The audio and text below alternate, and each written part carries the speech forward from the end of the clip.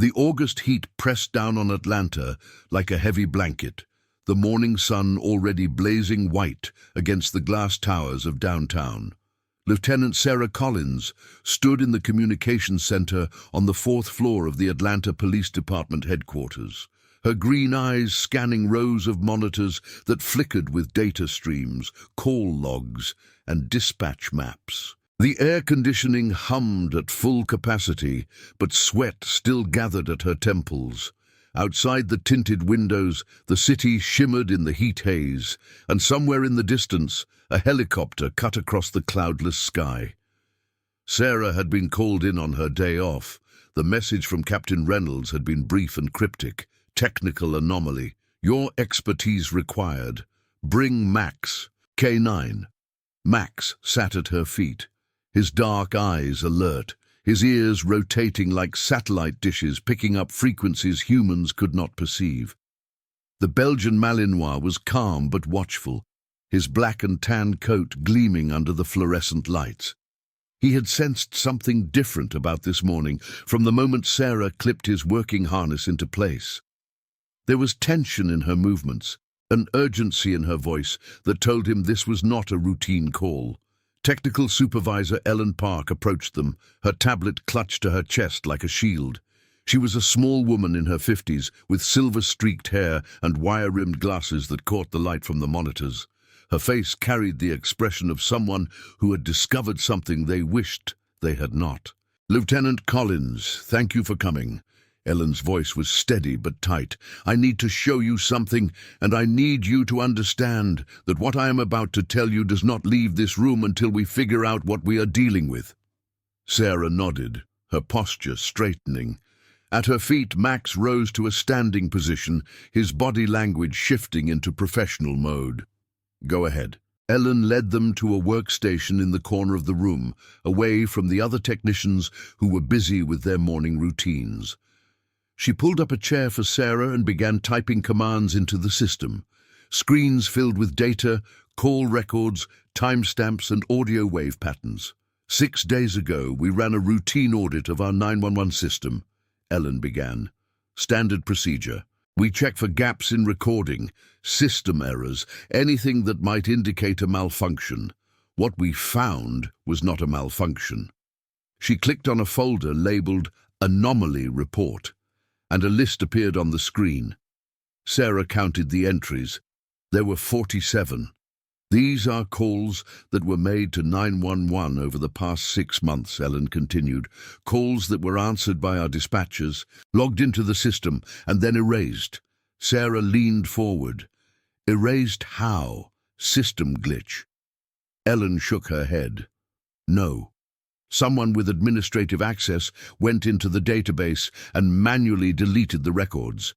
The audio files, the transcripts, the GPS coordinates, the caller information, everything. If I had not been running a deep diagnostic on our backup servers, we never would have known these calls existed." Max shifted beside Sarah, his nose twitching as if he could smell the wrongness of what Ellen was describing. Sarah reached down and placed a hand on his head, a gesture that was both comforting and grounding. "What were the calls about?" Sarah asked. Ellen pulled up a partial transcript recovered from a corrupted backup file. The text was fragmented, words missing, but the message was clear enough. "This one came in on March 15th at 9:42 in the evening," Ellen said. "An elderly woman named Margaret Holloway. She reported seeing unfamiliar vehicles parked outside her neighbor's house for several nights in a row. Said the people inside were watching the neighborhood, taking notes. She was scared. The dispatcher told her a unit would be sent to check it out. Sarah scanned the recovered text, and no unit was ever dispatched. The call was deleted from the system 12 hours later. Margaret Holloway called back twice in the following weeks. Both calls were also deleted. Sarah felt a chill despite the warmth of the room. She looked at the list of 47 entries, all of them erased, all of them forgotten.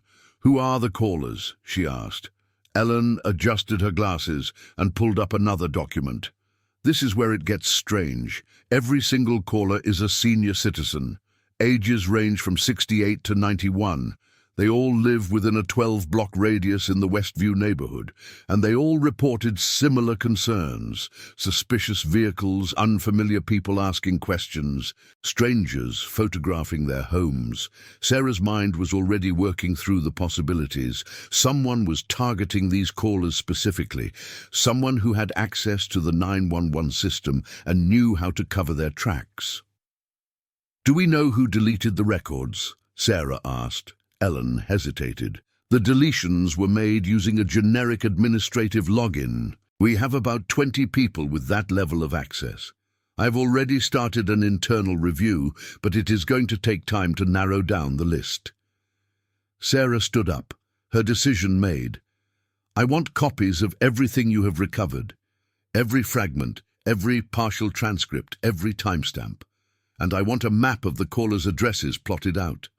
Ellen nodded and began compiling the files. Sarah looked down at Max, who was watching her with the focused intensity that meant he was ready to work. "Come on, partner," she said. "We have some doors to knock on." The drive to Westview took 20 minutes through the morning traffic.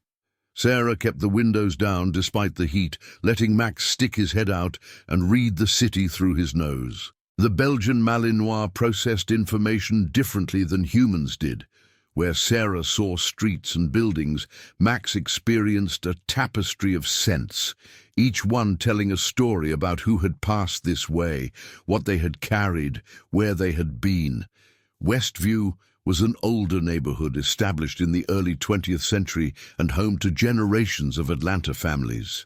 The houses were modest but well maintained, with deep front porches and mature oak trees that provided shade against the relentless sun.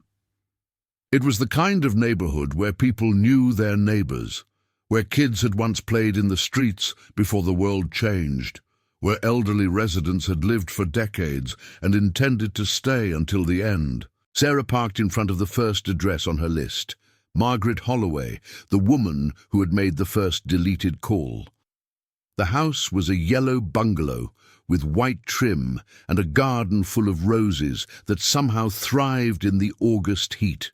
An American flag hung limply from a pole by the front door, and a ceramic cat sat on the porch railing, keeping watch over the quiet street. She clipped Max's lead to his harness and walked up the path to the front door. The doorbell chimed inside, a cheerful two-tone melody that seemed out of place given the circumstances. Sarah waited, listening for movement inside. The door opened to reveal a woman in her late 70s with white hair pinned up in a neat bun and sharp blue eyes that assessed Sarah and Max with immediate suspicion. She wore a floral house dress and sensible shoes, and she held a wooden spoon in one hand as if she had been interrupted in the middle of cooking. "Can I help you?" The woman's voice was wary but not afraid. Sarah showed her badge. "Mrs. Holloway, I am Lieutenant Sarah Collins with the Atlanta Police Department. This is my partner, Max. I would like to ask you some questions about some calls you made to 911 a few months ago." Something shifted in Margaret Holloway's expression. The wariness gave way to something else. Relief, perhaps, or validation. "I was wondering when someone would finally come," she said. She stepped back and opened the door wider. "You had better come inside. It is too hot to talk on the porch. And I have sweet tea in the refrigerator." The interior of the house was cool and dim, the curtains drawn against the sun. Sarah noticed immediately that the windows were all secured with extra locks, and a security chain hung from the front door that looked newer than the rest of the hardware. Margaret Holloway was a woman who had taken her own safety into her hands when no one else would. They sat in the living room, Margaret in a worn armchair that had clearly been her seat for decades, Sarah on a floral sofa that smelled faintly of lavender. Max settled at Sarah's feet, his eyes tracking Margaret's movements as she brought glasses of sweet tea from the kitchen. "I called 911 3 times, Margaret began without prompting. "The first time was in March. I saw a white van parked across the street, same spot, 3 nights in a row. There were people inside watching the houses. I could see them with my binoculars. She gestured to a pair of binoculars sitting on the windowsill within easy reach of her armchair. "Did you get a license plate?" Sarah asked. "Of course I did. I gave it to the dispatcher. She wrote it down. Said someone would come check it out. No one ever came." Sarah made a note. "What happened after that?" Margaret's jaw tightened. The calls started. Telephone calls, I mean. Someone would call my house, ask if I was the homeowner, ask how long I had lived here, ask if I was interested in selling. I told them no. I have lived in this house for 53 years. My husband and I raised our children here. I'm not going anywhere. But the calls kept coming every week. Different voices, different numbers, but always the same questions. Then people started coming to the door. Young men in suits, carrying clipboards. They said they were from a real estate company, that the neighborhood was being revitalized, that they could offer me a very generous price for my home. I told them I was not interested. They kept coming back. Sarah leaned forward. "Mrs. Holloway, do you remember the name of the company?" Margaret snorted. They never gave a straight answer. One of them said Sunrise Properties. Another said Westview Development Group. Another said Atlanta Heritage Homes. I wrote them all down. She reached into a basket beside her chair and pulled out a notebook filled with neat handwriting. Dates, times, names, license plates, descriptions. Margaret Holloway had been keeping her own investigation. "May I see that?" Sarah asked. Margaret handed it over. I knew something was wrong. I could feel it. When the police never came, I thought maybe they were in on it. Maybe someone did not want us to be protected. Sarah felt a knot forming in her stomach. "Mrs. Holloway, I want you to know that your calls were deliberately deleted from our system. Someone with access to our records erased them. I am here because we discovered what happened, and I intend to find out who did this and why." For a long moment, Margaret said nothing. Then her eyes grew bright with unshed tears. "I knew it. I knew I was not crazy. My daughter thought I was being paranoid. She wanted me to move into one of those assisted living places, said I would be safer there. But I knew something was wrong in this neighborhood. I knew it." Max rose from his position and walked over to Margaret, his tail wagging gently. He placed his head on her knee, a gesture of comfort that he offered without command. Margaret looked down at him and laughed, the tension breaking. "Well, look at you," she said, stroking his ears. "You are a handsome one, are you not?" "He knows when people need a friend," Sarah said. "Mrs. Holloway, I need to speak with the other residents on my list. Can you tell me if any of them have experienced similar things?" Margaret nodded. "All of us. We have been talking amongst ourselves. Martha Chen down the street, Robert Williams on the corner, the Patterson sisters over on Oak Avenue. We have all had the calls, the visits, the feeling of being watched. And we have all called 911 at least once. None of us ever got a response. Sarah spent the next 4 hours working her way through the neighborhood, Max at her side. Each stop told a similar story. Elderly residents who had lived in their homes for decades, who had noticed strange activity, who had called for help and been ignored. They showed her their own notes, their own observations, license plates that appeared multiple times, names that were probably fake, companies that did not seem to exist when you searched for them. By early afternoon, Sarah had a clear picture of what was happening, even if she did not yet understand why. Someone was systematically pressuring elderly homeowners in Westview to sell their properties. When those homeowners called 911 to report the harassment, someone inside the police department was deleting the records. She sat in her cruiser with the air conditioning running, Max panting softly in the back seat. The heat outside was brutal now, the kind of heat that made the asphalt shimmer and mirages dance on the horizon. Sarah pulled up the map Ellen Park had sent her and studied the pattern of addresses. The affected properties formed an almost perfect rectangle, 12 blocks wide and 8 blocks deep.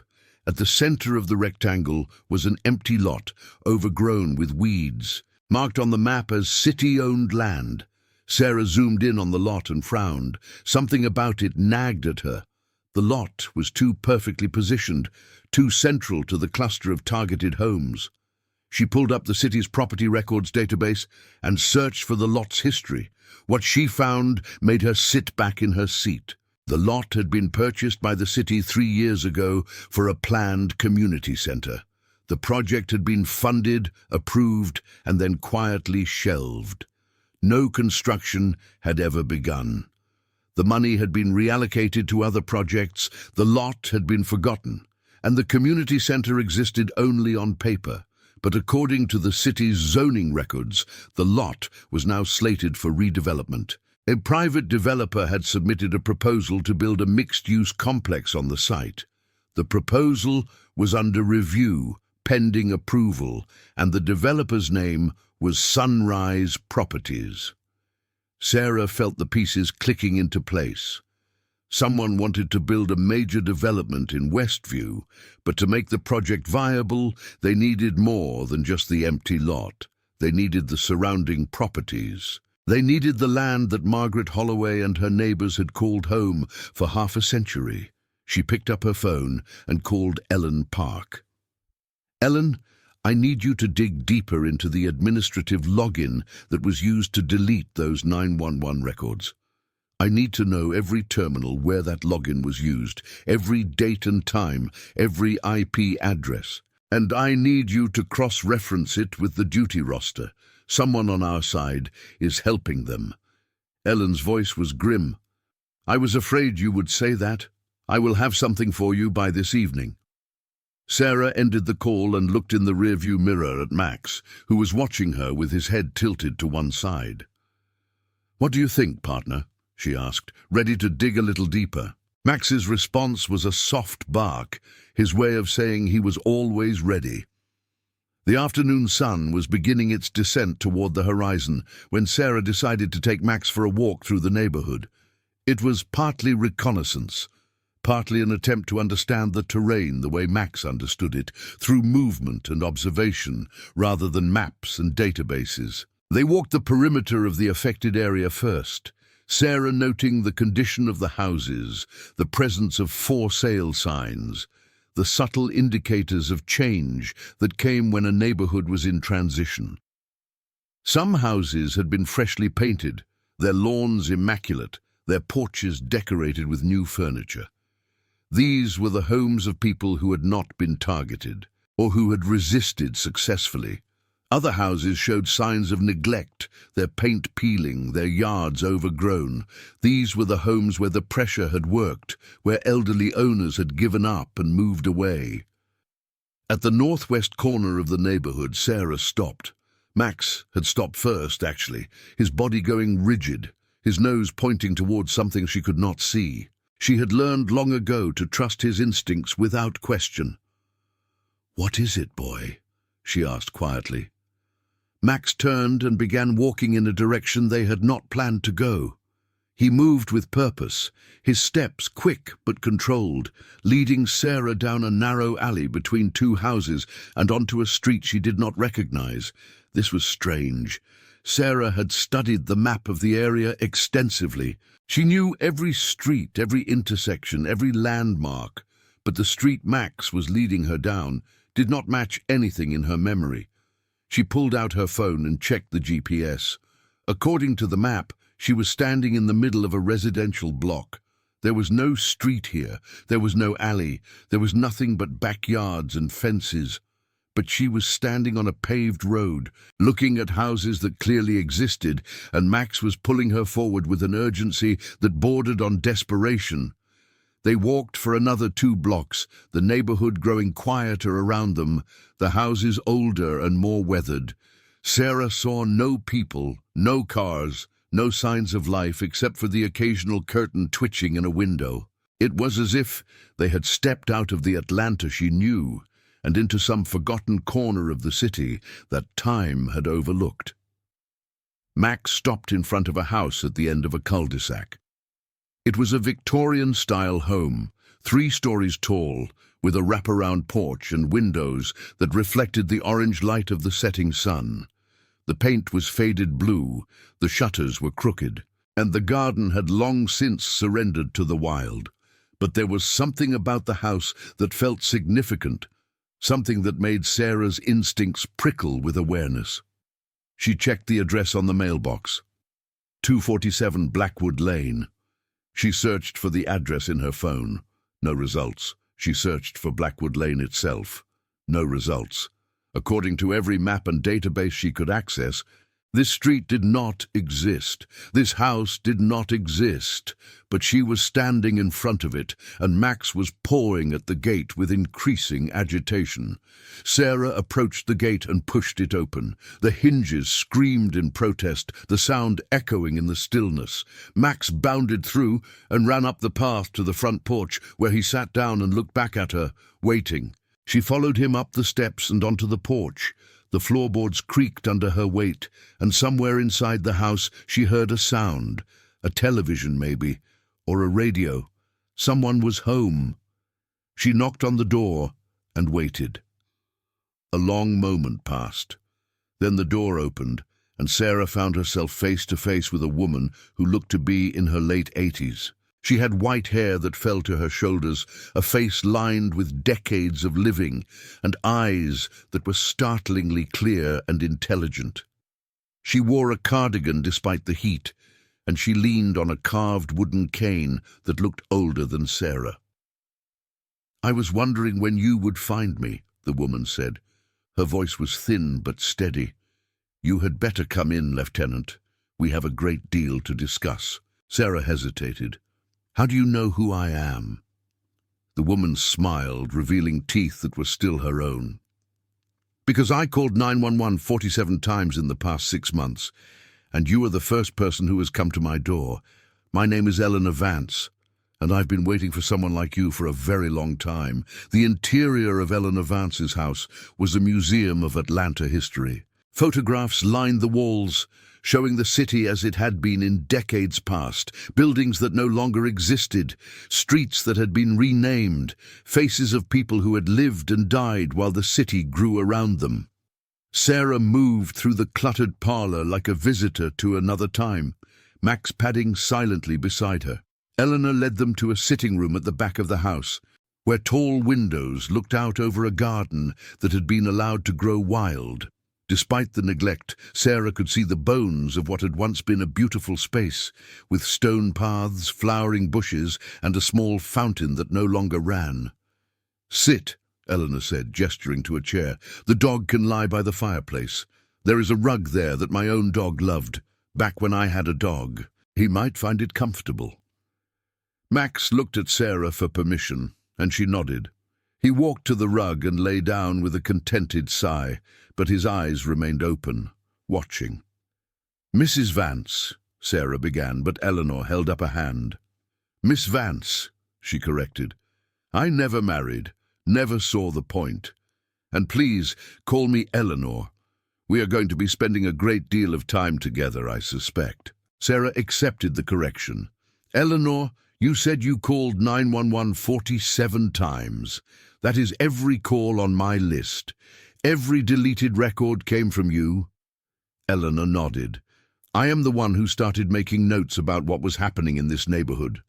I am the one who noticed the pattern first, and I am the one who kept calling, even when no one came, because I knew that eventually someone would notice that the calls were disappearing. Why did you not go to the police station in person?" "I did, 3 times. Each time I was told that there was no record of my calls, that I must be confused, that perhaps I should speak to my doctor about my memory." Eleanor's voice hardened. "They thought I was a senile old woman who did not know what she was talking about. They were wrong." Sarah pulled out her notebook. "Tell me everything." Eleanor's story began 50 years ago, when she had been a young clerk in the city's planning department. She had watched Atlanta grow and change, had seen neighborhoods rise and fall, had witnessed the cycles of development that transformed the city decade after decade. She had also seen the corruption that accompanied those cycles, the deals made in back rooms, the money that changed hands, the families that were displaced so that someone with power could become someone with more power. When she retired 20 years ago, she moved to Westview because it reminded her of the Atlanta she had loved as a young woman, a neighborhood of families, of history, of roots that went deep. She bought the Victorian house on Blackwood Lane for a price that seemed too good to be true, and she settled in for what she expected to be a quiet final chapter. Then, 3 years ago, she noticed the first signs of trouble. It started with the empty lot, Eleanor explained. The city bought it for a community center. I thought that was wonderful. This neighborhood could use a community center. But then, nothing happened. The project was cancelled, the money disappeared, and the lot just sat there growing weeds. Sarah nodded. I saw the records. The project was shelved, and then a private developer submitted a proposal. Sunrise Properties, Eleanor said, the name dripping with contempt. A shell company. I looked into them when they first appeared. They have no office, no employees, no history. They are a name on a piece of paper, nothing more. But someone is behind them. Someone with money, someone with connections, someone who wants this neighborhood badly enough to erase 911 calls and pressure elderly people out of their homes. Eleanor leaned forward, her eyes intense. And someone who does not want anyone to know that this street exists. Sarah frowned. What do you mean? Eleanor gestured around her. Blackwood Lane. This street. It is not on any map. It has not been on any map since 1952. As far as the city is concerned, it does not exist. How is that possible? Eleanor's smile was thin, because someone erased it. Back in the 50s, during one of the city's urban renewal projects, several streets in this area were slated for demolition. The houses were supposed to be torn down, the residents relocated, the land cleared for a highway that was never built. But the project ran out of funding, the highway was cancelled, and the streets were simply forgotten. The records were lost, the maps were updated to show empty space, and the people who lived here were left in a kind of limbo. But you are still here. The houses are still here. We exist, Eleanor said. We just do not exist officially. We pay no property taxes because there is no property to tax. We receive no city services because there is no street to service. We are ghosts in our own city. Sarah's mind was racing. And Sunrise Properties knows about this? They must. Why else would they be so interested in this neighborhood? If they can acquire the surrounding blocks and then claim this land that technically belongs to no one, they could build whatever they want with no opposition. No residents to displace, no property rights to navigate, no messy legal battles, just empty space on a map waiting to be filled. At the fireplace, Max lifted his head and growled softly. Sarah turned to look at him, and he was staring at the window, his body tense. Someone is outside, Eleanor said calmly. They have been watching my house for weeks. Usually they stay in their car, but sometimes they get bold. Sarah moved to the window and looked out. In the fading light, she could see a figure standing at the edge of the garden, half hidden by an overgrown hedge, a man in dark clothes, watching the house. "Stay here," Sarah said to Eleanor. She unclipped Max's lead and gave him a hand signal. Find. Max was through the back door before the man at the hedge realized what was happening. Sarah heard a shout of surprise, followed by the sound of running feet, followed by Max's deep bark as he gave chase. She ran after them, her hand on her weapon, her heart pounding. The man ran fast, but Max was faster. By the time Sarah caught up, Max had the man cornered against a fence at the end of the alley, his teeth bared, his growl a low rumble of warning. The man had his hands raised, his face pale with fear. "Atlanta Police," Sarah said, her voice sharp. "Do not move. Who are you, and why are you watching this house?" The man was young, mid-20s, with a close-cropped haircut and the look of someone who had been caught doing something he should not have been doing. He wore a dark polo shirt and khaki pants, the uniform of someone trying to look professional while doing unprofessional things. "I was just taking a walk," he stammered. "I did not know the dog was there. You were standing in someone's garden watching their house." "That is not taking a walk, that is surveillance. Who do you work for?" The man's eyes darted left and right, looking for an escape that did not exist. Max's growl intensified. "I cannot tell you that," the man said. "They will fire me." Sarah stepped closer. "Right now you are looking at charges for trespassing and stalking. If you cooperate, maybe we can work something out. If you do not, I let the dog decide how this ends." It was a bluff. Max was trained to hold, not harm, but the man did not know that, and the fear in his eyes was real. "Sunrise Properties," he blurted. "I work for Sunrise Properties. They hired me to keep an eye on the houses in this neighborhood, report on who comes and goes, note any police activity. Why? I do not know. They do not tell us why. They just pay us to watch and report. There are 6 of us, rotating shifts. We cover the whole area." Sarah felt a chill run down her spine. This was more organized than she had expected. More resources, more planning, more people involved. "Who is your contact at Sunrise Properties? Who gives you your orders?" The man shook his head. "I never meet them in person. Everything is done through an app. Messages, payments, assignments. I do not even know if Sunrise Properties is real. It is just a name." "What is the app?" The man reached slowly into his pocket and pulled out his phone. He unlocked it with trembling fingers and showed Sarah the screen. The app was simple, almost crude, with a plain white interface and a single chat window. The messages were sparse and direct. Instructions for where to watch, what to report, how much he would be paid. Sarah took the phone from him. "I'm going to need this as evidence, and you are going to need to come with me to give a formal statement." The man's shoulders slumped in defeat. "They are going to know I talked. They always know." "Then you had better tell me everything," Sarah said, "before they have a chance to make you disappear like those 911 calls." The next 3 days were a blur of investigation.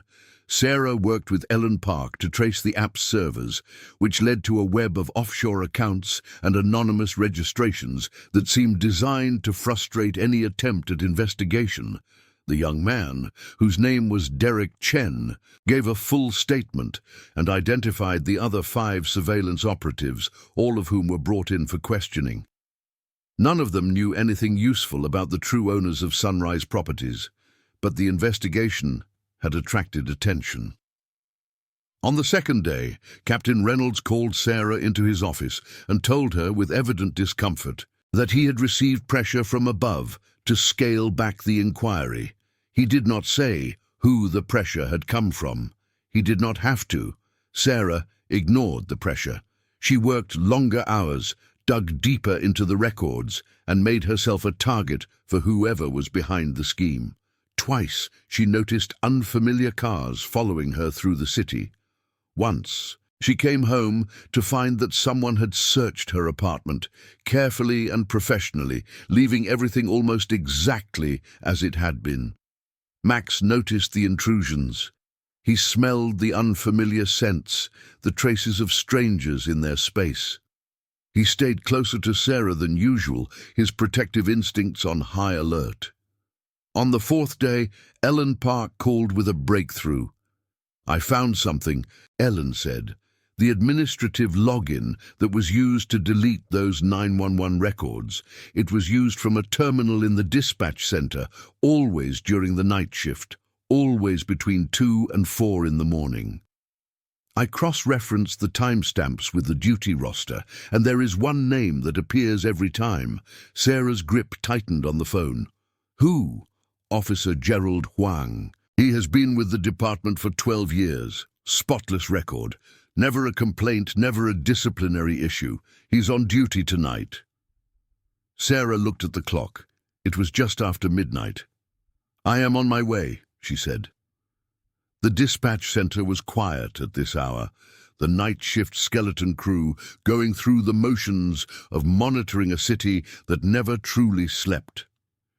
Sarah entered through the back door, Max at her side, and made her way to the administrative section where the terminals with elevated access were located. She found Gerald Huang sitting at his desk, his back to her, typing something into the system. He was a man in his 40s, average height, average build, the kind of person who could disappear into a crowd without trying. He did not notice her approach until Max's claws clicked on the floor beside him. He spun around, and the look on his face told Sarah everything she needed to know. Guilt, fear, and the desperate calculation of a man looking for a way out. "Officer Huang," Sarah said calmly, "I think we need to talk." Huang's eyes went to the door, to the window, to the phone on his desk. He was trapped, and he knew it. "It is not what you think," he said, the words tumbling out in a rush. "I did not have a choice. They had information on me, things that would have destroyed my career. They said all I had to do was delete some calls and everything would go away. Who are they, Gerald? Who made you do this?" Huang's face crumpled. He looked like a man who had been carrying a weight for too long and had finally found the moment to set it down. "I only met with one person directly," he said. "A woman. She called herself Ms. Chen. She knew things about me that no one should have known. She showed me photographs, documents, evidence of mistakes I made years ago. She said if I did not cooperate, she would send everything to internal affairs. What did she want you to do? Just delete the calls. She would send me a list of phone numbers, and I would find any 911 calls from those numbers and erase them from the system. I did not know why. I did not ask." Sarah stepped closer. "I need a description of this woman. Everything you can remember." Huang described her in halting sentences. Mid-50s, well-dressed, cold eyes, silver jewelry, a way of speaking that suggested money and education. She drove a black sedan with tinted windows. She never gave her full name. She paid in cash, always in small bills, always in person. "Where did you meet her?" "Different places. Parking lots, coffee shops, once at a park on the edge of the city." She was careful. She never used the same location twice. Sarah pulled out her phone and showed Huang a photograph she had taken from Eleanor Vance's collection. It was a group shot from a city planning meeting in the 1980s, showing various officials and developers gathered around a conference table. "Do you recognize anyone in this picture?" Huang studied the photograph, then pointed to a figure at the edge of the frame. A woman with dark hair, maybe 30 years old, standing slightly apart from the others. "That is her," he said. "She is older now, but that is her. I'm sure of it." Sarah looked at the photograph and felt the pieces of the puzzle finally falling into place. The woman in the picture was identified in the caption as Victoria Chen, Assistant Director of Urban Development. A woman who had spent her career in the shadows of Atlanta's growth, shaping the city from behind the scenes. A woman who had disappeared from public life decades ago, only to resurface now as the architect of a scheme to steal an entire neighborhood from its residents. "Thank you, Gerald," Sarah said. "You're going to need to come with me and give a formal statement. Everything you told me, on the record. In exchange, I will recommend leniency, but you need to understand that your career with the APD is over." Huang nodded, his resistance gone. "I know. I have known for a while. I just did not know how to stop." The arrest of Gerald Huang sent shockwaves through the department. Captain Reynolds demanded to know why Sarah had not informed him of her suspicions before acting. Sarah reminded him that she had been told to scale back the investigation and that she had chosen to ignore that instruction. Reynolds could discipline her for insubordination, or he could acknowledge that she had uncovered a significant conspiracy. He chose the latter, though his expression suggested he was not happy about it. The name Victoria Chen led to more names, more connections, more threads in a web that stretched across decades of Atlanta history. Ellen Park traced financial records. Detective Marco Reyes from the fraud division followed the money. Lieutenant Karen Foster from Internal Affairs began looking into whether other officers had been compromised. The investigation grew into a task force, with Sarah at its center, but Victoria Chen herself remained elusive. The addresses in her old records were empty. The phone numbers were disconnected. The associates from her planning department days claimed they had not heard from her in years. She had become a ghost, moving through the city without leaving traces. On the 7th day of the investigation, Sarah returned to Blackwood Lane with Max. She wanted to update Eleanor Vance on their progress. And she wanted to walk the ghost street again, to feel its strangeness and understand what made it worth stealing. Eleanor welcomed her with tea and cookies, listening intently as Sarah described what they had learned. When Sarah mentioned the name Victoria Chen, Eleanor's expression changed. "I knew Victoria," Eleanor said slowly. "We worked together at the planning department. She was brilliant, ambitious, ruthless. We were friends once, or I thought we were. She used to say that cities were like organisms, always growing, always changing, and that the people who understood how to guide that growth were the ones who held real power." What happened to her? She left the department in 1990. There was a scandal, something to do with a development deal that went wrong. People lost money, accusations were made, but nothing was ever proven. Victoria resigned before any investigation could begin. I heard she went into private consulting, helping developers navigate the city's bureaucracy. After that, I lost track of her. Sarah showed Eleanor the photograph from the planning meeting. "Is this her?" Eleanor took the photograph with trembling hands. "Yes, that is Victoria. She looks so young here. We all did." She studied the image for a long moment, then looked up at Sarah with something like pity in her eyes. "You need to understand something about Victoria. She does not care about money. She has plenty of money. What she cares about is legacy. She wants to build something that will last forever, something with her name on it. And she does not care who she has to destroy to make it happen." Max, who had been resting by the fireplace, suddenly raised his head and began to growl. Sarah turned toward the window, her hand moving to her weapon. "Someone is here," Eleanor said quietly. Sarah moved to the window and looked out. A black sedan was parked at the end of the cul-de-sac, its engine running, its windows tinted too dark to see inside. As she watched, the driver's door opened and a woman stepped out. She was in her 70s now, her hair silver instead of dark, but her posture was straight and her movements were confident. She wore an elegant grey suit and silver jewellery that caught the afternoon light. She looked at the house for a long moment, then began walking toward the front door. "Stay here," Sarah said to Eleanor. "Max with me." She met Victoria Chen on the front porch, Max at her side, both of them blocking the door. "Lieutenant Collins," Victoria said. Her voice was smooth, cultured, with the faint trace of an accent that had been worn away by decades in the American South. "I was hoping we might talk." "You are under investigation for conspiracy, bribery, and obstruction of justice," Sarah said. "Anything you say can and will be used against you." Victoria smiled, the expression of someone who had heard threats before and found them amusing.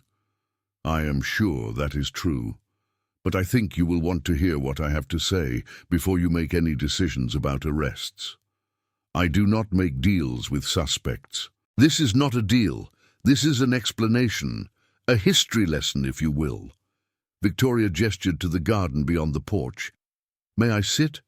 My knees are not what they used to be." Sarah hesitated, then nodded. They walked to a bench at the edge of the garden, where the overgrown roses provided a screen from the street. Max positioned himself between Sarah and Victoria, his eyes never leaving the older woman. Victoria began to speak. "I have been working on this project for 30 years, she said. "When I first joined the planning department, I saw what Atlanta could become. A great city, a world-class city, a city that could rival New York and Los Angeles and Chicago. But I also saw what was holding it back, The decay, the poverty, the neighborhoods that had been left behind while the rest of the city moved forward. Is that what Westview is to you? Sarah asked. A neighborhood that was left behind. Westview is a symptom of a larger disease, Victoria replied.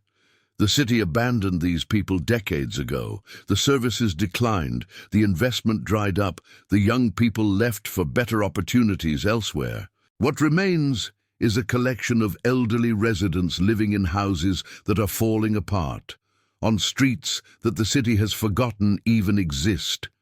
So your solution is to push them out, to erase their 911 calls so they have no protection, to steal their homes. My solution is transformation, Victoria said, and there was genuine passion in her voice now. I want to build something magnificent here. A mixed-use development that will bring jobs, housing, amenities, a community center that will serve the entire neighborhood, green spaces, walking trails, public art, everything that Westview deserves and has never had. And what happens to the people who live here now? Victoria's expression hardened. They will be compensated, fairly, more than fairly. They will be relocated to comfortable housing elsewhere, with money in their pockets and no more worries about property taxes or home repairs. They will be taken care of. They do not want to be taken care of, Sarah said. They want to stay in their homes. Homes they have lived in for 50 years. Homes where they raised their families. You cannot just erase that. Victoria leaned back on the bench, her eyes distant. Do you know what happens to neighborhoods like this, Lieutenant? They die, slowly, quietly, one funeral at a time. The elderly pass away, their children sell the houses to whoever will buy them, and within a generation nothing remains of what used to be here. I'm offering a different future, a future where something beautiful rises from the decay, by breaking the law, by bribing police officers, by deleting emergency calls from people who were asking for help. Victoria did not deny it. I did what was necessary. Change is never clean. There are always casualties, but the end result will justify the means. 100 years from now, no one will remember the few inconveniences that made this project possible. They will only see what I built. Sarah stood up. Victoria Chen, you are under arrest. Victoria looked up at her with an expression that was almost sad. I expected more from you, Lieutenant. I thought you might understand. We are not so different, you and I. We both want to protect people. We both want to make the city better. We just have different methods. Your methods hurt people, Sarah said. My methods protect them. She read Victoria her rights as Max watched, his body tense, ready for any sign of resistance. But Victoria offered none. She rose from the bench with dignity, held out her wrists for the handcuffs, and walked to Sarah's cruiser without protest. As Sarah secured her in the back seat, Victoria spoke one last time. You have won this battle, Lieutenant. But the war is far from over. There are others who share my vision. Others who will continue the work I started. You cannot stop progress forever. Sarah met her eyes in the rearview mirror. Watch me. The arrest of Victoria Chen made headlines across Atlanta. The story had everything the media loved: a decades-long conspiracy, a corrupt former official, vulnerable elderly victims, and a determined police lieutenant who refused to give up.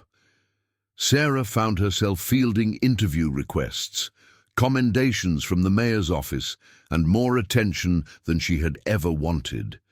But the work was not finished. Victoria's arrest had exposed the conspiracy, but it had not dismantled it. There were still shell companies to trace, financial records to analyze, co-conspirators to identify. The task force worked around the clock, following every lead, building a case that would stand up in court. 2 weeks after the arrest, Sarah returned to Westview with news for the residents. She gathered them at Margaret Holloway's house, where the yellow bungalow with white trim became a meeting place for a community that had been under siege. The charges against Victoria Chen have been filed, Sarah told them. Conspiracy, bribery, obstruction of justice, and elder abuse. Her assets have been frozen, her companies have been dissolved, and the development proposal has been withdrawn. Your homes are safe. The relief in the room was palpable. Margaret Holloway wept openly, clutching the hand of Eleanor Vance, who had travelled from her ghost street to be present. The Patterson sisters embraced each other. Robert Williams shook Sarah's hand with a grip that was surprisingly strong for a man in his 80s. "What about Blackwood Lane?" Eleanor asked. "What happens to us?" Sarah had spent considerable effort on that question. She had worked with city officials, with lawyers, with historical preservation experts. The answer was complicated, but ultimately hopeful. "We found the original records from the 1950s, Sarah explained, the ones that should have been lost. It turns out the erasure of your street was never legally completed. The paperwork was filed incorrectly, the approvals were never signed, and technically, Blackwood Lane has always been part of the official city map. It just got overlooked." "What does that mean?" Eleanor pressed. "It means we can restore it. Put your street back on the map, restore city services, recognize your property rights. It will take time, but it can be done. You will not be ghosts anymore." Eleanor's eyes filled with tears, the first time Sarah had seen her show such emotion. 50 years, she whispered. 50 years I have lived in that house, invisible to the world. And now, finally, someone sees me. Max padded over to Eleanor and pressed his head against her leg, just as he had done with Margaret on that first day. Eleanor laughed and stroked his ears, her tears giving way to a smile. "And who is this handsome fellow?" she asked. "That is Max," Sarah said. "He is the one who found you. He led me to your door when no map could have shown the way. Then I owe him my thanks." Eleanor said, "And you, Lieutenant, I owe you more than I can ever repay." Sarah shook her head. "You do not owe me anything. This is my job, protecting people, serving the community, making sure that justice is done. It is what I signed up for." "But you went above and beyond," Margaret interjected. "You could have dropped the case when they pressured you. You could have looked the other way like everyone else did. But you did not. You kept fighting because you deserved someone who would fight for you," Sarah said simply. "Everyone does." The meeting continued for another hour, with questions about the legal process, the timeline for restoration, the steps they could take to protect themselves in the future. Sarah answered what she could and promised to find answers for the rest. By the time the gathering broke up, the sun was setting over Atlanta, casting long shadows across the neighborhood that had come so close to being erased. Sarah walked back to her cruiser with Max at her side. The August heat had finally broken, and a cool breeze was blowing in from the west, carrying the promise of rain. She paused at the car door and looked back at the houses, the streets, the people who had refused to give up their homes, no matter how much pressure was applied. This was why she did the work. Not for the headlines or the commendations, but for moments like this, for the chance to make a difference, to protect those who could not protect themselves, to stand between the vulnerable and those who would exploit them. Max bumped his head against her leg, his way of saying it was time to go. She opened the back door for him, and he jumped in, settling into his favorite spot with a contented sigh. "Good boy," she said softly. "You did good today. You did good all week." Max's tail wagged once, the only acknowledgement he needed. Sarah climbed into the driver's seat and started the engine. There would be more cases tomorrow. More challenges, more obstacles, more people who needed help. The work never ended, and she would not want it to. She pulled away from the curb and headed back toward the city, Max watching through the window as the neighborhood receded behind them. The sun was almost gone now, the sky painted in shades of orange and purple and gold. Atlanta's skyline glittered in the distance, a forest of glass and steel that had grown and changed and evolved over the decades. But some things remained constant. The determination of communities to protect their homes, the bond between a handler and her K-9 partner, the fundamental truth that justice, when pursued with dedication, could triumph over corruption. Sarah did not know what tomorrow would bring. She did not need to know. She had today, and today had been enough. The drive back to headquarters was quiet, the kind of comfortable silence that came from a job well done. Max dozed in the back seat, his breath slow and even. Sarah let her mind wander, processing the events of the past weeks, finding closure where she could, accepting uncertainty where she could not. Victoria Chen would face trial. The evidence was strong, the witnesses were credible, and the public attention ensured that no one would be able to sweep this case under the rug. She might negotiate a plea deal, she might fight the charges. Either way, her plans for Westview were finished, and her legacy would be defined not by the buildings she wanted to construct, but by the lives she had tried to destroy. The residents of Westview would rebuild their sense of security. It would take time, but Sarah had seen enough communities recover from trauma to know that they would find their way. They had each other, and that was more valuable than any development project. Eleanor Vance and the residents of Blackwood Lane would finally be recognized by the city they had lived in for decades. The process would be slow and bureaucratic, but it would happen. Sarah had made sure of that, calling in favors and applying pressure until the right people agreed to do the right thing. And Sarah herself would continue her work. There would be new cases, new challenges, new opportunities to make a difference. She would face them with Max at her side, just as she always had. Together they were more than the sum of their parts. Together they could face anything. She pulled into the headquarters parking lot and turned off the engine. Max stirred in the back seat, his ears perking up as he recognized the familiar surroundings. "Ready to go home, boy?" Sarah asked. Max's answer was a soft bark, followed by an enthusiastic tail wag. They walked into the building together, Sarah to file her final reports on the case, and Max to receive the attention he always got from the officers on duty. He was a celebrity in the department, known for his work on dozens of cases, loved for his personality and his unwavering loyalty. Every officer had a treat for him, a scratch behind the ears, a word of praise. He accepted it all with the grace of a professional who knew his worth. Captain Reynolds was waiting for Sarah in his office. He gestured for her to sit, his expression unreadable. "I just got off the phone with the mayor," he said. "She is very pleased with the outcome of this case. She wanted me to convey her personal thanks." "I will pass that along to Max," Sarah said. "He did most of the work." Reynolds allowed himself a small smile. "I am serious, Collins. You did good work here. Better than good. You uncovered a conspiracy that had been operating under our noses for years.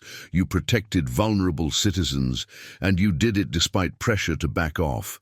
That takes courage. I was just doing my job, sir." "No." Reynolds shook his head. "You were doing more than your job. You were doing what was right, even when it was difficult. That is not something I can teach. It is something you either have or you do not, and you have it." Sarah did not know what to say. She was not comfortable with praise, never had been. She preferred to let her work speak for itself. Reynolds seemed to understand. He stood up and extended his hand. "Go home, Collins. Get some rest. You have earned it." She shook his hand and left the office, Max trotting beside her. The night shift was coming on duty, the building filling with the sounds and rhythms of a police department that never slept. Sarah navigated the familiar halls, nodded to colleagues, and made her way out to the parking lot.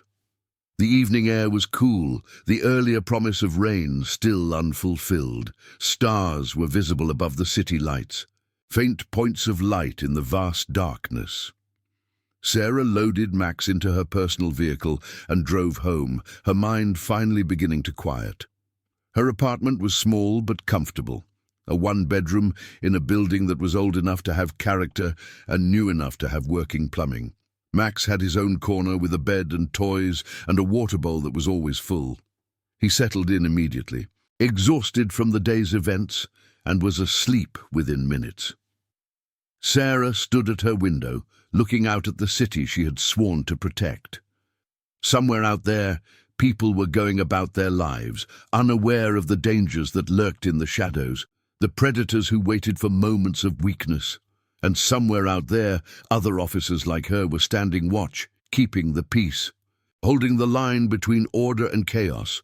It was a hard job. It demanded sacrifices, required difficult choices, tested limits that most people never had to face. But it was also a noble job, a necessary job, a job that made a difference. Sarah would not trade it for anything. She turned away from the window and began her evening routine. Shower, change, dinner from a container in the refrigerator that she could not remember preparing. She ate standing up, too tired to sit at the table, too wired to go straight to bed. Her phone buzzed with a text message. It was from Ellen Park. Final analysis complete. All 47 deleted calls traced and documented. Evidence package ready for prosecution. Good work, Lieutenant. Sarah smiled and typed a reply. Could not have done it without you. Thank the team for me. Ellen's response was a series of emojis that Sarah interpreted as acknowledgement and goodwill. She put the phone down and walked over to where Max was sleeping. The Belgian Malinois lay on his side, his chest rising and falling with each breath, his paws twitching as he dreamed of whatever dogs dream about. Sarah knelt beside him and placed a gentle hand on his fur. "Thank you, partner," she said softly, "for everything." Max's tail moved once, a drowsy acknowledgement, but he did not wake. He had earned his rest, just as she had. Sarah stood and walked to her bedroom. Tomorrow would bring new challenges. There would be paperwork to file, testimony to prepare, cases to review. The work of a police lieutenant was never done, and she would face it all with the determination that had carried her this far. But tonight, she would sleep. And in her dreams, she would walk through the streets of Atlanta with Max at her side, protecting the city they both loved, one case at a time. The trial of Victoria Chen began 3 months later, in a courthouse that had seen its share of high-profile cases.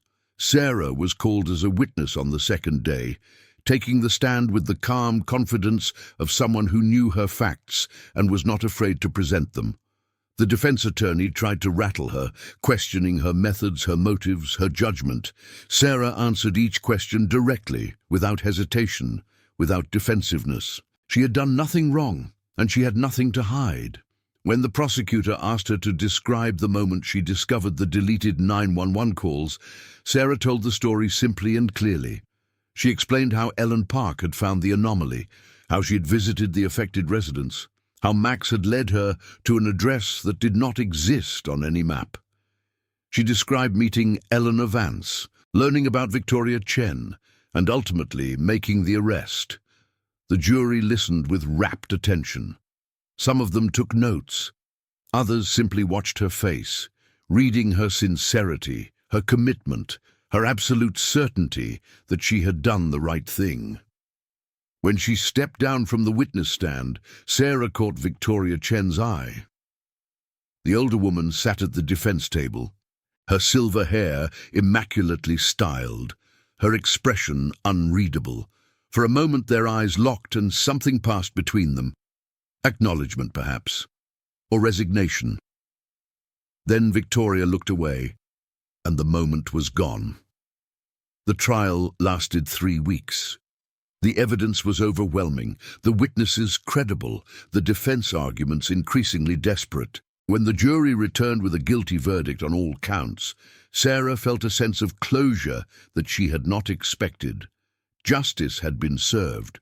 Not perfect justice, perhaps, but justice nonetheless. The residents of Westview were safe. The ghost street of Blackwood Lane was being restored to the city's official records. And Victoria Chen would spend the rest of her days facing the consequences of her actions. It was enough. It had to be enough. Sarah left the courthouse and walked to her car, where Max was waiting with a handler from the K-9 unit.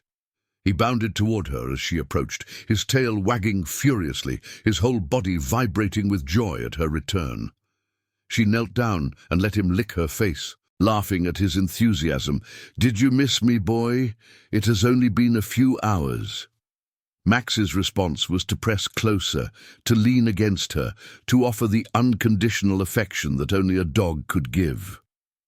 Sarah wrapped her arms around him and held on, feeling the tension of the trial drain away, replaced by something simpler and purer.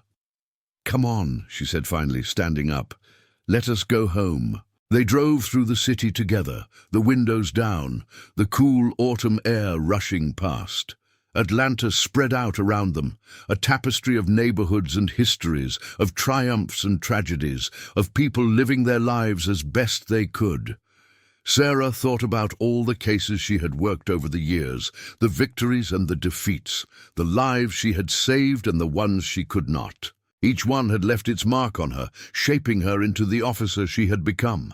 But this case was different. This case had reminded her why she had chosen this path in the first place.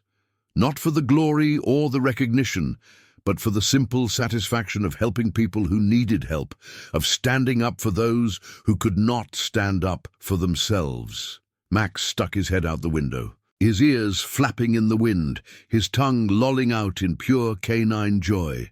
Sarah smiled and reached over to scratch behind his ears. "Good boy," she said, "good boy." The city stretched out before them, full of stories waiting to be told, mysteries waiting to be solved, people waiting to be protected, and Sarah Collins, with her K-9 partner at her side, was ready for all of it. The work continued. It always did. But today, on this cool autumn afternoon, with the trial behind her and justice served, Sarah allowed herself a moment of peace. A moment to appreciate what she had accomplished, what they had accomplished together. A moment to look forward to whatever came next, knowing that she would face it with courage, determination, and an unwavering commitment to doing what was right. Max barked once, a sound of pure happiness, and Sarah laughed. "I know, boy," she said. "I feel the same way." They drove on into the afternoon light, partners in every sense of the word, ready for whatever tomorrow would bring. 6 months later, Sarah received an invitation in the mail. It was handwritten on cream-colored stationery, the kind that people used for important occasions. She opened it with curiosity and found herself smiling as she read. "Dear Lieutenant Collins, you are cordially invited to a celebration at 247 Blackwood Lane on the occasion of the street's official restoration to the city of Atlanta. Please join the residents of Blackwood Lane and their neighbors from Westview for an afternoon of food, fellowship, and gratitude. Your presence, and that of your partner Max, would honor us greatly. With deepest thanks, Eleanor Vance." And the residents of Blackwood Lane, Sarah, marked the date on her calendar and began counting down the days. The celebration took place on a Saturday afternoon in early spring. The weather was perfect, warm but not hot, with a gentle breeze that carried the scent of blooming flowers. Sarah arrived with Max, both of them dressed for the occasion. She wore a summer dress instead of her uniform, and Max wore a special collar that one of the residents had made for him, decorated with the colors of the Atlanta Police Department. Blackwood Lane was transformed. The overgrown gardens had been tended, the houses had been painted, and the street itself had been repaved with fresh asphalt. A banner stretched across the entrance, proclaiming "Welcome home" to all who entered. Residents lined the street, welcoming guests with hugs and handshakes. Tables had been set up along the sidewalks, laden with food that represented generations of family recipes. Music played from somewhere, a mix of jazz and soul that captured the spirit of old Atlanta. Eleanor Vance met Sarah at the gate, her eyes bright with joy. "Lieutenant Collins," she said, "or should I call you Sarah today?" "Sarah will do," Sarah replied. "This is incredible, Eleanor. You all have done amazing work." Eleanor beamed. "It took the whole community. Everyone contributed something, and it would not have happened without you." She led Sarah and Max through the celebration, introducing them to residents and neighbors, sharing stories and memories, building connections that would last far beyond this single afternoon. Max was the star of the show, accepting treats and attention with his characteristic grace, charming everyone he met. At the center of the celebration, a small stage had been set up. Margaret Holloway stood at the microphone, calling for everyone's attention. "Friends," she said, her voice carrying across the crowd, "we are here today to celebrate something special. We are here to celebrate our street, our neighborhood, our community, and we are here to thank the people who made this possible." She gestured for Sarah to join her on the stage. Sarah climbed the steps reluctantly, not comfortable being the center of attention, but willing to accept the moment for what it was. "Lieutenant Sarah Collins came to us when no one else would," Margaret continued. "She listened when we had been ignored. She believed us when we had been dismissed. And she fought for us when we had nowhere else to turn. There are no words adequate to express our gratitude, but we wanted to try." She handed Sarah a framed certificate, officially naming her an honorary resident of Blackwood Lane. The crowd applauded, and Sarah felt her cheeks flush with embarrassment and pleasure. "Thank you," she said into the microphone. "But I did not do this alone. I had help from a lot of people, including a partner who never gave up, never backed down, and never failed to show me the way." She looked down at Max, who was sitting at the edge of the stage, watching her with his intelligent dark eyes. "Come here, boy," she said. Max bounded up the steps and stood beside her, his tail wagging. The crowd laughed and cheered. "This is Max," Sarah said, "and he is the real hero of this story. He is the one who led me to Blackwood Lane when no map could have shown the way. He is the one who sensed what I could not see. Without him, none of this would have happened." Eleanor Vance stepped forward with a second item, a small medal on a ribbon. "We had this made especially for him," she said. "It is the Blackwood Lane Medal of Honor, and we would be grateful if you would let him wear it."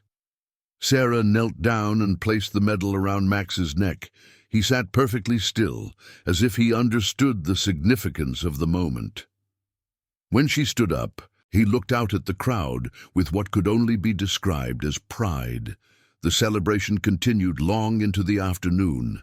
Sarah ate too much, laughed too much, and felt more connected to a community than she had in years.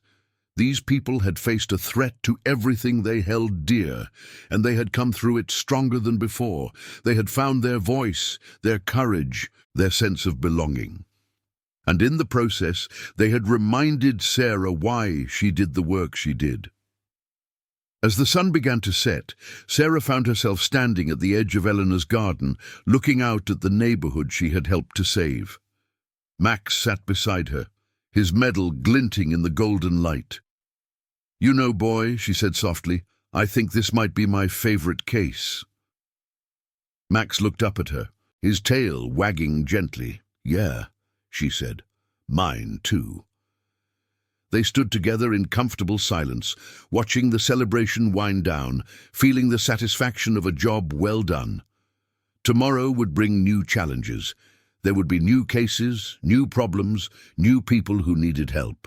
But tonight, Sarah allowed herself to simply be present, to appreciate what had been accomplished, to feel grateful for the opportunity to make a difference. The work never ended, but it was good work, meaningful work, work that mattered. And as long as there were communities like this one, people like Margaret and Eleanor and all the others, Sarah would keep doing it. She reached down and scratched Max behind the ears. "Ready to go home, partner?" Max's answer was a soft bark, followed by a lean against her leg. Together they walked back through the celebration, saying goodbye to the friends they had made, accepting one last round of thanks and well wishes. Then they climbed into Sarah's car and headed back toward the city, leaving Blackwood Lane behind them, but carrying its memory with them always. The drive home was quiet and peaceful. Max dozed in the back seat, his medal still around his neck, his dreams no doubt filled with the treats and attention he had received. Sarah kept her eyes on the road, her mind already turning to the work that awaited her. But she smiled as she drove, a small smile of contentment and satisfaction. She had done good work, she had made a difference, and tomorrow she would do it all over again, because that was who she was. That was who they were, Lieutenant Sarah Collins and K-9 Max, partners in every sense of the word, protectors of the city they loved. Atlanta spread out before them, glittering in the twilight, full of stories and secrets and lives waiting to be changed. And Sarah was ready for all of it. 2 years later, Sarah stood in the newly constructed Westview Community Center, watching as residents gathered for the grand opening ceremony. The building was everything Victoria Chen had promised, and nothing she had intended. It had been built with community input, designed to serve the existing residents rather than replace them, funded through a combination of city grants and private donations that had poured in after the story made national news. Max sat beside her. Older now, his muzzle showing the first traces of grey, but his eyes still sharp and alert. He had become something of a local celebrity, recognized wherever they went, beloved by children and adults alike. The residents of Westview treated him like family, and he had learned to expect treats from every doorway, every porch, every garden gate. The mayor was speaking at the podium, talking about community resilience and the importance of listening to citizens. Sarah only half listened. She was watching the faces in the crowd, the elderly residents who had refused to be pushed out of their homes, the younger families who had moved into the neighborhood after its story became known, the officials and dignitaries who had come to be part of the moment. Margaret Holloway sat in the front row, her white hair gleaming in the morning light. She looked healthier than she had 2 years ago, stronger, more confident. The fear that had shadowed her expression when Sarah first knocked on her door was gone, replaced by something that looked like peace. Eleanor Vance sat beside her, the two women having become close friends over the course of the investigation and its aftermath. Eleanor had finally moved out of her Victorian house on Blackwood Lane, not because she was forced to, but because she had chosen to. She had found a smaller place in Westview, closer to the community she had come to love, easier to maintain as her body continued to age. But the Victorian house was not empty. It had been purchased by the city and converted into a museum of Atlanta neighborhood history, a place where residents could learn about the communities that had been lost to development and the ones that had survived. Eleanor served as its volunteer curator, sharing stories with visitors, keeping alive the memory of what had almost been taken from them. "Lieutenant Collins," a voice said beside her. Sarah turned to find Captain Reynolds approaching. He had aged too, his hair now more silver than grey, his face marked by the years of responsibility and stress. But he still carried himself with the authority of a man who had earned his position through hard work and dedication. "Captain," she acknowledged. "Hell of a thing," Reynolds said. "Gesturing at the ceremony, 2 years ago this neighborhood was dying. Now look at it." Sarah nodded. "It takes a lot of work to save a community, but it is worth it." Reynolds was quiet for a moment, watching the crowd. "I owe you an apology," he said finally. "When all this started, I told you to back off. I let myself be pressured by people who should not have had that kind of influence. I should have supported you from the beginning." Sarah considered his words. "You had your reasons. The pressure was real. That is not an excuse. I was wrong, and I wanted you to know that I have learned from it. The next time one of my officers tells me something is wrong, I'm going to listen." Sarah allowed herself a small smile. "I appreciate that, Captain." Reynolds nodded and moved away to join the other officials. Sarah returned her attention to the ceremony, but her mind was elsewhere. She was thinking about all the cases she had worked since the Westview investigation. The missing persons, the assaults, the burglaries, the everyday crimes that made up the bulk of police work. Each one had mattered, each one had affected someone's life. But few had resonated the way this case had reminded her so powerfully of why she had chosen this path. The ceremony concluded with the cutting of a red ribbon and a round of applause. Residents began streaming into the community center, exploring the new facilities, marveling at the gathering spaces and activity rooms and computer lab. Children ran through the hallways, their laughter echoing off the walls. Elderly residents found comfortable chairs and sat down to chat with neighbors they had known for decades. Sarah and Max wandered through the building, accepting congratulations and thanks from people they had helped to protect. Max was particularly popular with the children, who gathered around him in giggling clusters, petting his fur and asking Sarah endless questions about what it was like to work with a police dog. "He is very smart," Sarah told them. "He can find people who are lost, he can track people who are hiding, and he can sense danger before anyone else knows it is there." "Can he do tricks?" one little girl asked. Sarah smiled. "He can do lots of tricks, but his most important trick is being brave. When something scary happens, Max does not run away. He stays and helps. That is what makes him special." The little girl looked at Max with wide eyes. "I want to be brave like Max." "You can be," Sarah said. "Being brave does not mean you are not scared.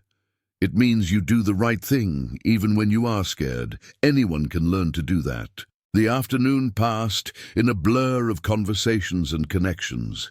Sarah spoke with residents she had interviewed 2 years ago, learned about how their lives had changed, heard stories of new friendships and new beginnings. The neighborhood that had been on the verge of destruction had instead been revitalized, not through the cold calculus of development, but through the warm bonds of community. As the sun began to set, Sarah found herself on the roof of the community center, looking out over the neighborhood. Max lay beside her, his head resting on his paws, his eyes half closed in contentment. The view was spectacular, showing rooftops and treetops and the distant shimmer of downtown Atlanta. "We did good here, boy," Sarah said softly. Max's tail thumped against the rooftop, a quiet acknowledgement. Sarah let her mind wander through the memories of the case. The moment Ellen Park had shown her the deleted calls, the walk through Westview with Max, meeting Margaret Holloway and hearing her story, the strange journey to Blackwood Lane, following Max through streets that did not exist on any map, the confrontation with Victoria Chen, the arrest, the trial, the verdict. Each moment had led to the next, a chain of events that had started with a technical anomaly and ended with a community saved. It was the kind of story that seemed almost too perfect, too neatly resolved. Real life was usually messier than that. But sometimes, Sarah reflected, real life surprised you. Sometimes the good guys won. Sometimes justice prevailed. Sometimes a neighborhood of elderly residents stood up to powerful interests and refused to be moved. And sometimes a police lieutenant and her K-9 partner made all the difference. Sarah's phone buzzed with a text message. She pulled it out and checked the screen. It was from dispatch. New case. Armed robbery at convenience store on Peachtree. Suspect fled on foot. K-9 unit requested. Sarah stood up and brushed off her uniform. Max was already on his feet, his ears perked, his body tense with anticipation. He knew what that stance meant. He knew what was coming. "Ready to go to work, partner?" Sarah asked. Max's response was a sharp bark, eager and ready. They made their way back through the community center, saying quick goodbyes to the residents they passed. Outside, Sarah's cruiser waited where she had parked it, gleaming in the fading light. She opened the back door for Max, and he jumped in with practiced ease. She climbed into the driver's seat and started the engine. The radio crackled with updates from dispatch. painting a picture of the situation she was heading into. Armed suspect, possibly dangerous. Last seen heading toward a residential area. Sarah pulled out of the parking lot and headed toward Peachtree, her mind already shifting into operational mode. Behind her, Max was alert and focused, ready for whatever came next. The work continued. It always did. But that was okay. That was more than okay. Because this was what Sarah had been born to do, what she had trained her whole life to do. Protect and serve. Keep people safe. Stand between the innocent and those who would harm them. With Max at her side, she could face anything. The cruiser accelerated into traffic, lights flashing, siren wailing. Atlanta spread out before them, a city of millions, each one with their own story, their own struggles, their own need for someone to watch over them. Sarah Collins was ready. She always was. The convenience store robbery turned out to be more complicated than the initial report suggested. The suspect had not simply fled on foot. He had ducked into the basement of an abandoned building 3 blocks away, barricading himself inside with what witnesses described as a duffel bag full of cash and a weapon they could not identify. Sarah arrived on scene to find patrol officers establishing a perimeter and negotiators attempting to make contact. The building was a former warehouse scheduled for demolition, its windows boarded up and its entrance blocked by a rusty chain-link fence. "Lieutenant Collins," Officer Martinez called out as she approached. "Suspect is in the basement. We think he has a handgun, but we have not confirmed. He is not responding to our attempts to communicate." Sarah assessed the situation with practiced eyes. The building was large, with multiple potential entry points and countless places to hide. A direct assault would be dangerous for everyone involved, but waiting could give the suspect time to escape through some exit they did not know about. She looked at Max, who was already straining at his leash, his nose working the air. He had picked up a scent, something that told him where the suspect had gone. "We need to clear the building," Sarah decided. "Max and I will go in first. Martinez, keep your team ready to move on my signal." Martinez nodded and began organizing his officers. Sarah unclipped Max's lead and gave him the command he had been waiting for. Track. Max was off like a shot, his nose to the ground, following the invisible trail of the suspect's passage. Sarah followed close behind, her weapon drawn, her senses on high alert. They moved through a gap in the chain-link fence, across a courtyard littered with debris, and into the building through a door that hung off its hinges. The interior was dark and musty, filled with the smell of mold and decay. Sarah switched on her flashlight and swept the beam across the space. Empty shelves, broken furniture, graffiti on the walls, signs of recent occupation, but no sign of the suspect. Max led her to a stairway in the back of the building, descending into darkness. Sarah paused at the top, listening. She heard nothing, but Max's posture told her everything she needed to know. The suspect was down there. She keyed her radio. "Martinez, suspect is in the basement. I am going in. Be ready for anything." "Copy that," Martinez replied. Sarah began her descent, each step slow and careful. Max moved ahead of her, his body low, his movements silent. They reached the bottom of the stairs and emerged into a large open space that had once been a storage area. And there, in the beam of her flashlight, was the suspect. He was younger than she expected, maybe early 20s, with a shaved head and tattoos covering his arms. He sat on a pile of old cardboard boxes, the duffel bag beside him, his hand resting on something that glinted in the light. "Police," Sarah announced. "Show me your hands." The young man looked up at her, and Sarah saw something in his eyes that she had not expected. Not anger or defiance, but fear. Pure, naked fear. "I did not mean to do it," he said, his voice cracking. "I just needed the money. My mom is sick. She needs medicine. I did not know what else to do." Sarah kept her weapon trained on him, but her finger moved away from the trigger. This was not a hardened criminal. This was a desperate kid who had made a terrible decision. "I understand," she said, her voice calm and steady, "but I need you to show me your hands. Whatever is going on, we can talk about it. But first, I need to know you are not going to hurt anyone." "I would never hurt anyone," the young man said. Tears were streaming down his face now. "I just wanted the money. For my mum. Then show me your hands. Please." A long moment passed. Sarah could hear Max breathing beside her, feel the tension in his body as he waited for her command. The silence stretched out, thick and heavy. Then slowly the young man raised his hands. Sarah let out a breath she had not realized she was holding. She moved forward carefully, keeping her weapon ready but not aimed directly at him. Max stayed at her side, alert but not aggressive. She reached the young man and saw what he had been holding. A cell phone, not a weapon, just a cell phone. "What is your name?" she asked.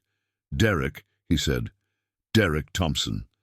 "Okay, Derek, I am going to put handcuffs on you now, and then we're going to go outside and talk about what happened. Are you going to cooperate with me?"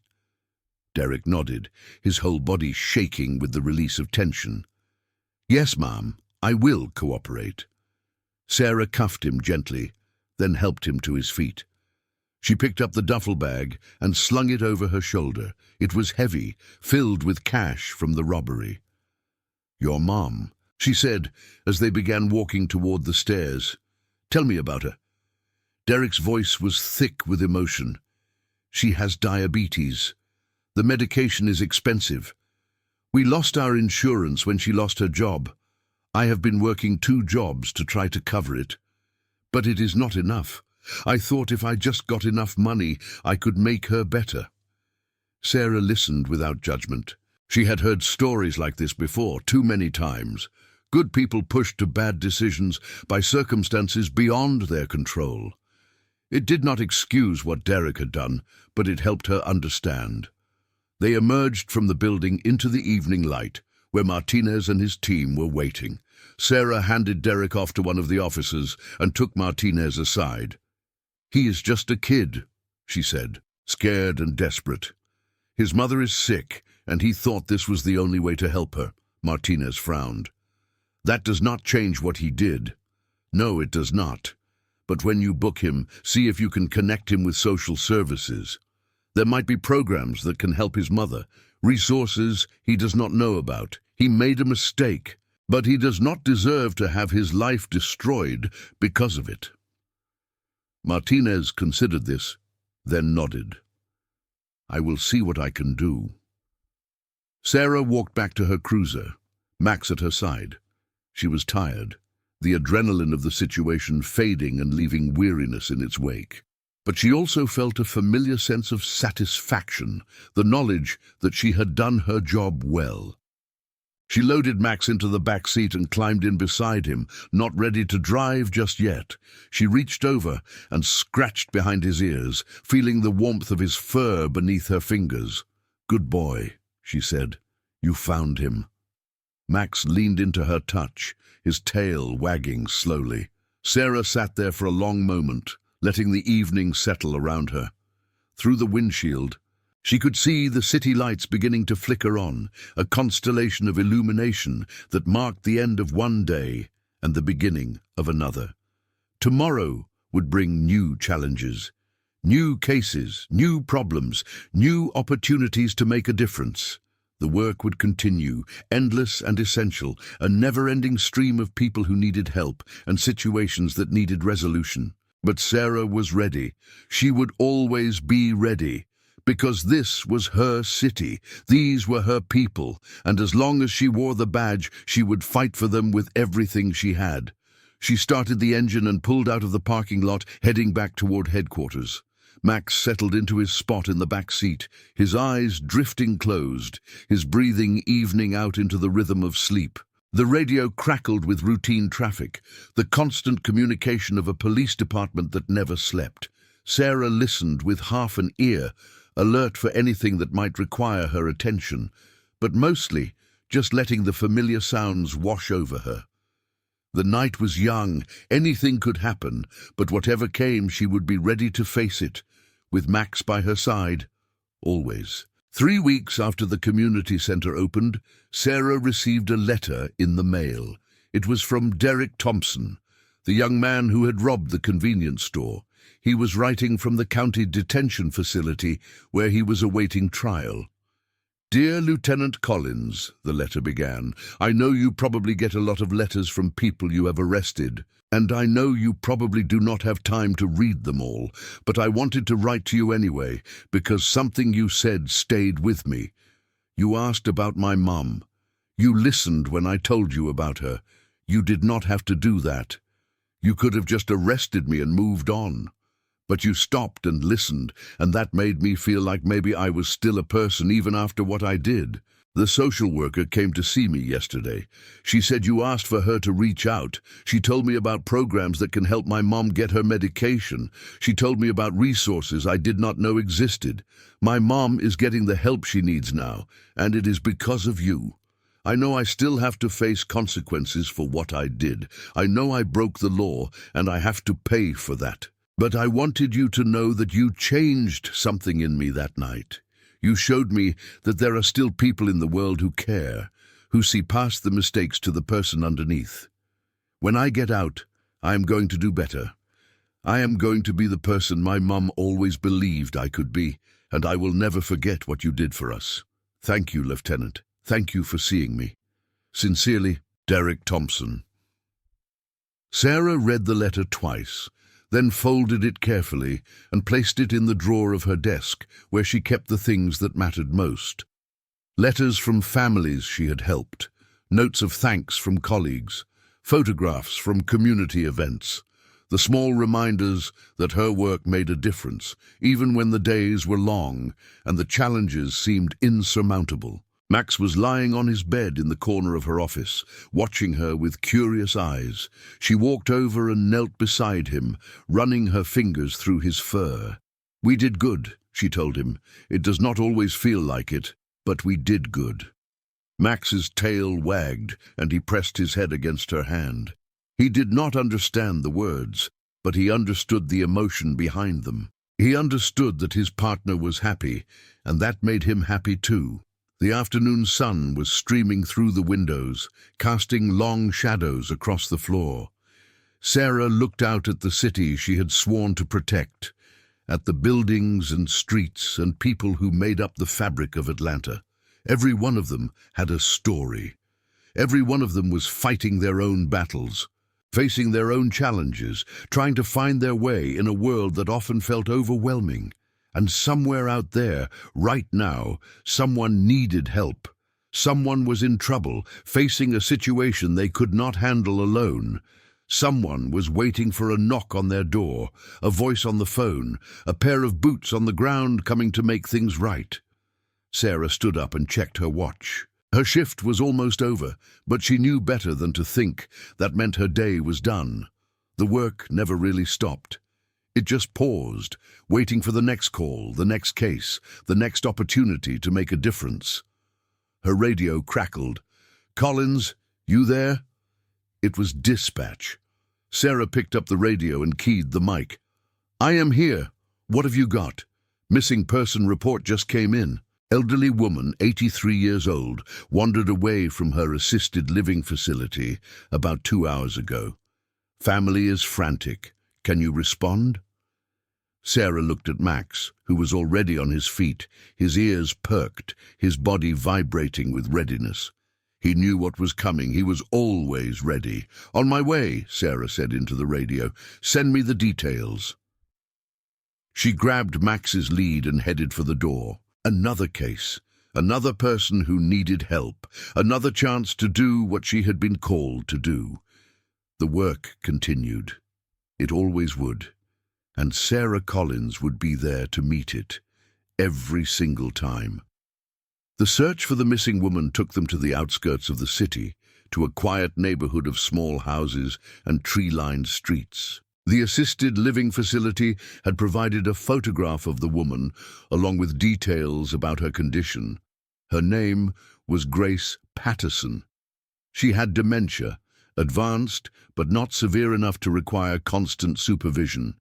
She had simply walked out the front door while the staff was busy with other residents and disappeared into the afternoon. Her family was waiting at the facility when Sarah arrived.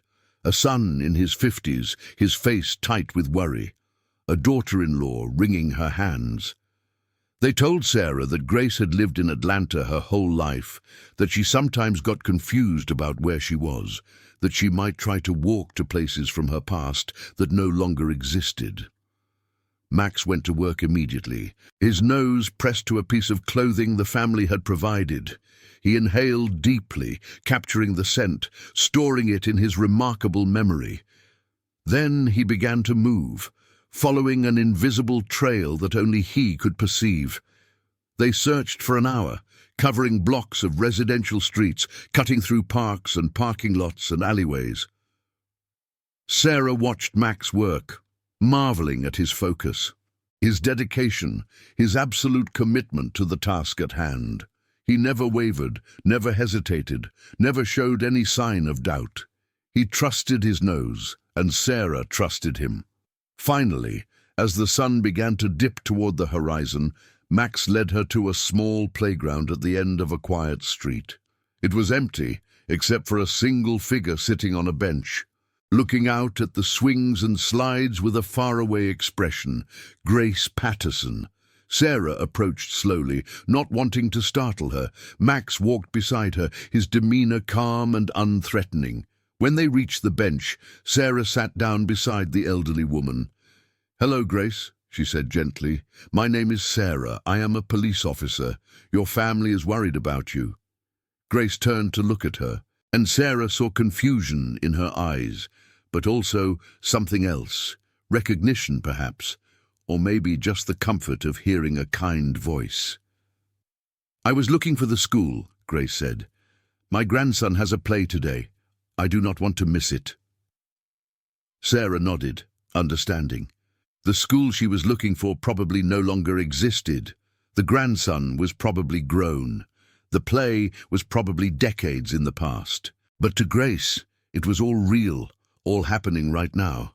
"The play sounds wonderful," Sarah said, "but it is getting late and your family wants to make sure you are safe. How about we give you a ride back, and you can tell me about your grandson on the way?"